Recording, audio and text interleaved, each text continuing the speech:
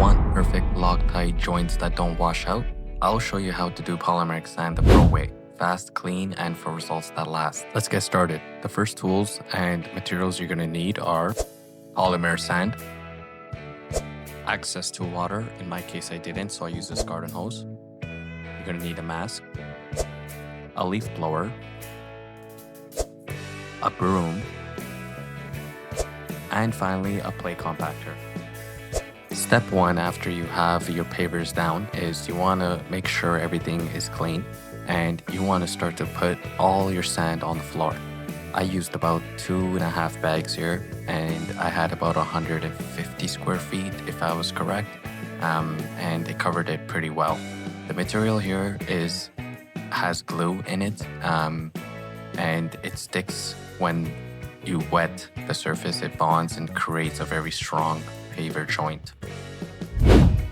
You really want to make sure you have all of those joints filled with sand as much as you can. Don't worry about it not looking pretty. You really want to get it in there, and then you want to go ahead and tamp.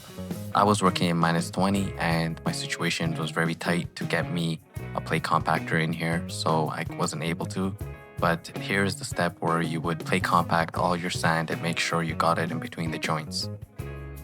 Once the plate compactor compacts it, you can re-level and re-sand again just to fill all of the missing holes. You really want to make sure you dust all of that sand in as best as you can, and you want to make sure there's no holes or gaps. You really want to stomp on the floor if you don't have access to a plate compactor to make sure the joints are really filled in with as much as sand as possible. You want your joints to be as solid as they could be. Once your holes are filled in, now you can use your leaf blower. Make sure you're wearing a mask. As you can see, there's so much dust in the air, and this sand has glue in it. You really do not want this in your lungs. So the next step would be to leaf blow all the dust out and have perfectly clean pavers with no sand residue. Use a broom to clean the edges. Now you're ready for the next step. I'm working in -20 conditions. The water hose is frozen, so I cannot use the water line. The way I was able to combat this was to get a garden sprayer and spray my water down. I went over this 3 or 4 times to make sure I really got it wet, but you really don't want to be soaking wet with paver when you're applying the polymeric sand.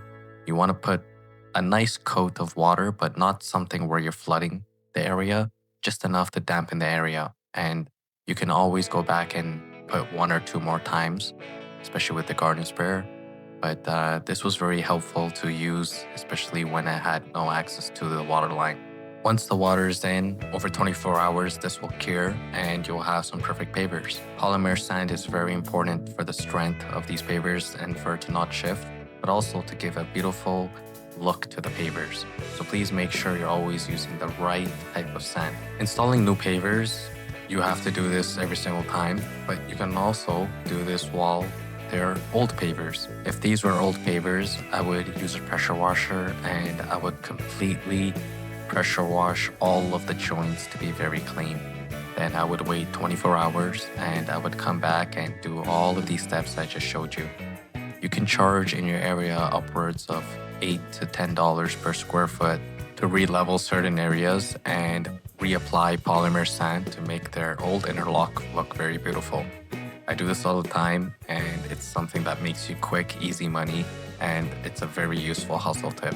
If you guys enjoyed the video, I really would appreciate if you would leave me a like, comment, and subscribe, and I'll see you guys on the next one.